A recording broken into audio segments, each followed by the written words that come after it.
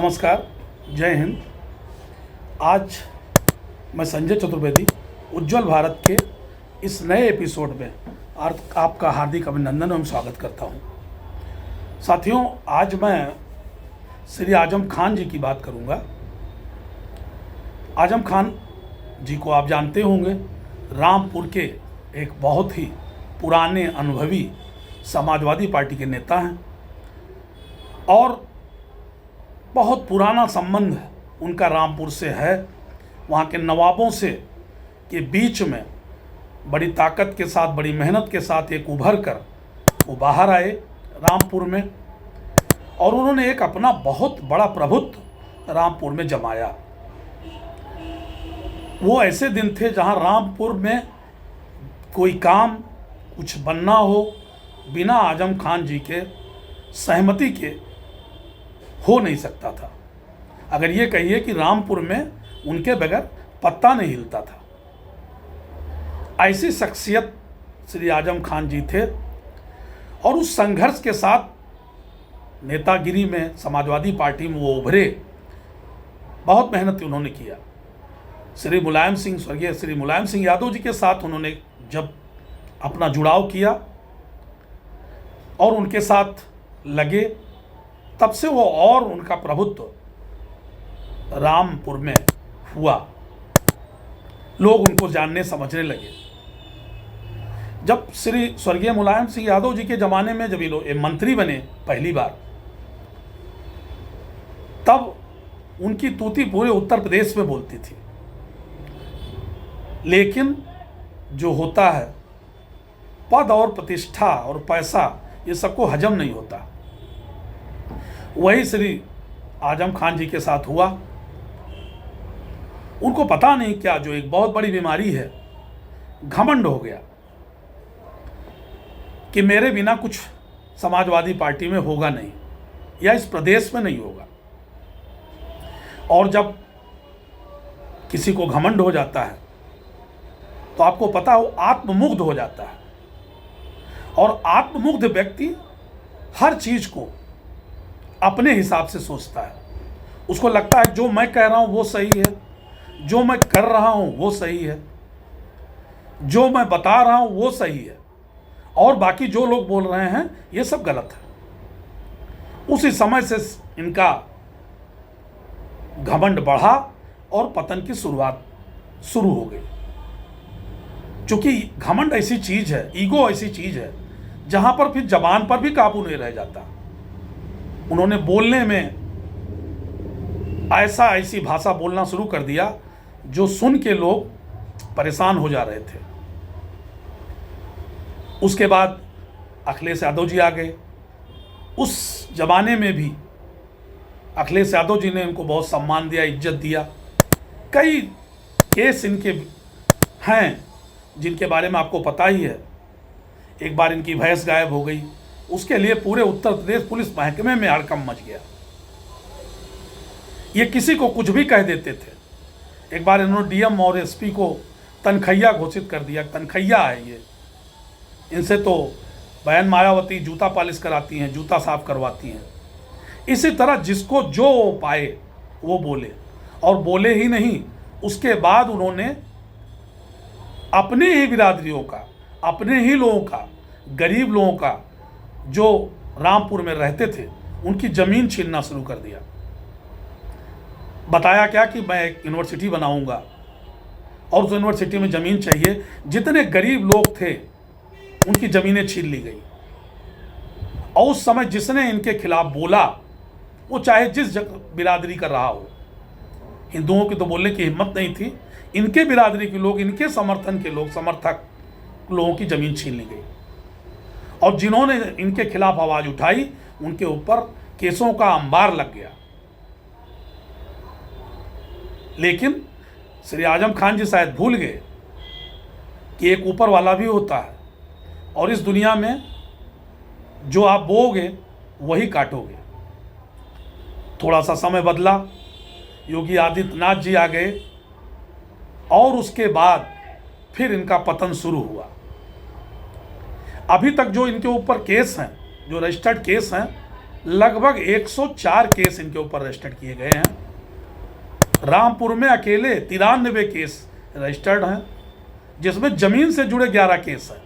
और ये वही लोगों ने शिकायत किया जो इनके साथ में कदम से कदम मिला के चलते थे। लेकिन इनकी भाषा, इनका व्यवहार इतना बदल गया था कि अब उन्हीं लोगों ने खड़े होकर शिकायत करना शुरू कर दिया जो इनको सलामी देते थे। अभी कोर्ट में लगभग 57 केस चल रहे हैं। सेशन कोर्ट में लगभग 17 केस चल रहे हैं और रामपुर के बाहर 3 केस चल रहे हैं। फैसला भी 12 केस में आ चुका है। 3 केस में इनको सजा हो चुकी है। एक जन प्रमाण पत्र वाले में 7 साल की सजा हो चुकी है। डूंगरपुर जमीन बेदखली में 10 साल की सजा हो चुकी है। और हेट स्पीच में 3 साल की हुई थी, लेकिन उससे बरी हो गए।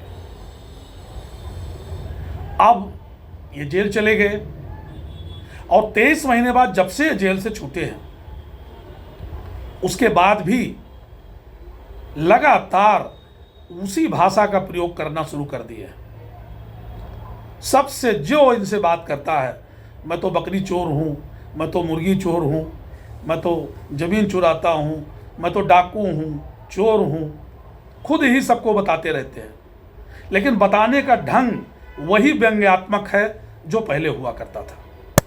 व्यंग में ही सब कुछ बताते हैं, उससे वो परे नहीं हटे हैं, वो हटे नहीं हैं। भाषा वही अभी है। लगातार जेल से जब निकले, कई गाड़ियों के काफिले के साथ उन्होंने समाजवादी पार्टी में व्यंग्यात्मक लहजे से अटैक किया, सबके ऊपर अटैक किया। मेरा कोई नहीं है, कोई हमको नहीं पूछा, मैं जेल में था तो नहीं पूछा। इनडायरेक्ट उन्होंने अखिलेश यादव जी के ऊपर भी अटैक किया, समाजवादी पार्टी के ऊपर तो किया ही। और लगातार आने के बाद मीडिया से या जिससे उन्होंने बात किया, लगातार व्यंग्यात्मक लहजे में समाजवादी पार्टी की बुराई ही करते रहे। श्री अखिलेश यादव जी, मैं पिछले एपिसोड में कई बार कहा हूँ, बड़े सभ्य इंसान हैं। उनकी भाषा शैली संयत रहती है, संयमित रहती है। वो उनके पापा के दोस्त हैं, इसलिए उनको इज्जत देते हैं, सम्मान देते हैं। लेकिन आप देखो, उन्होंने एक शर्त रखी अखिलेश यादव जी से मिलने के लिए कि वो मेरे घर आएंगे मिलने। उसके बाद उन्होंने कहा कि वो किसी को लेकर नहीं आएंगे, कोई नहीं होगा, हम दोनों लोग अकेले मिलेंगे। अखिलेश यादव जी ने उस शर्त को भी मान लिया और वो तैयार हो गए कि मैं अकेले मिल लूँगा। उनको लगा होगा कि रामपुर के सांसद जो मोबीउल्लाह नदवी साहब हैं, उनको ही ले लेंगे, रामपुर के सांसद हैं। और आपको शायद पता होगा कि रामपुर के सांसद श्री आजम खान जी इनको वहाँ टिकट नहीं देना चाहते थे, लेकिन अखिलेश यादव जी ने इनको टिकट दे दिया। वो कह रहे थे कि अखिलेश यादव जी आप खुद लड़िए, लेकिन अखिलेश यादव जी ने उनकी बात नहीं मानी, वो वहाँ से नहीं लड़े और नदवी साहब को टिकट दे दिया। तब से आजम खान जी खुन्नस खाए बैठे हुए थे। मुझे जहाँ तक जानकारी है, नदवी साहब बहुत शरीफ, पढ़े लिखे इमाम, दिल्ली के इमाम रह चुके हैं, दिल्ली में मस्जिद में इमाम रह चुके हैं और बहुत अच्छी खासी डिग्री है उनके पास, बड़े सभ्य व्यक्ति हैं। उन्होंने कई बार कोशिश किया उनसे मिलने की जब से वो जेल से आए, लेकिन उन्होंने साफ मना कर दिया कि मैं आपसे मिलना नहीं चाहता। अखिलेश यादव जी जब उनसे मिलने गए तो नदवी साहब को लखनऊ से लेके साथ में गए, लेकिन जब बरेली में उनका प्लेन लैंड हुआ तो बड़ी बेअदबी के साथ, या जो कहिए बेइज्जती हुई उनको वहाँ उतार दिया गया, क्योंकि आजम खान जी ने जिद पकड़ लिया था कि नदवी मेरे सामने नहीं आएंगे। अखिलेश यादव जी जब यहाँ से लखनऊ से निकले होंगे तो उन्होंने यही सोचकर नदवी जी को साथ में ले लिया था कि शायद आजम खान जी मान जाएंगे और आपस में इनका भी गिला शिकवा दूर करा दिया जाएगा। लेकिन आजम खान जी जिद के पक्के हैं। उन्होंने साफ कह दिया कि इनको अगर आप लाए तो मैं आपसे भी मुलाकात नहीं करूंगा। उसके बाद अखिलेश यादव जी मजबूर हो गए और उन्होंने नदवी साहब को बरेली में उतार दिया अपने प्लेन से और हेलीकॉप्टर से गए आजम खान जी से मिलने। वहाँ पर भी आजम खान जी ने अपने पूरे परिवार को अपने घर से हटा दिया।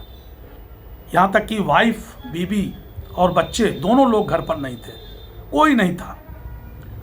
और उसके बाद उन्होंने अखिलेश यादव से अकेले में 2 घंटे बात किया। बात हो गई, जो भी गिले शिकवे दूर हुए। अब अखिलेश जी को लगा होगा कि अब आजम खान जी की नाराज़गी दूर हो गई होगी, लेकिन वो कहाँ नाराज़गी दूर करने वाले व्यक्ति हैं। जैसे अखिलेश यादव जी वापस आए, उसके बाद से लगातार वो दूसरी पार्टियों के लोग अध्यक्षों की तारीफ करना शुरू कर दिए। अभी बहन मायावती जी की तारीफ किए, उसके बाद फिर राजभर जी पहुंच गए, अनिल राजभर जी, उनके साथ भी मुलाकात किए, उनकी भी तारीफ किए। उसके बाद मौर्य जी पहुंच गए, स्वामी प्रसाद मौर्य जी, उनके भी बहुत तारीफ की, उनसे भी मुलाकात की। और ये सभी दूसरी पार्टियों के अध्यक्ष हैं। कांग्रेस के भी कई नेता जाके मिले।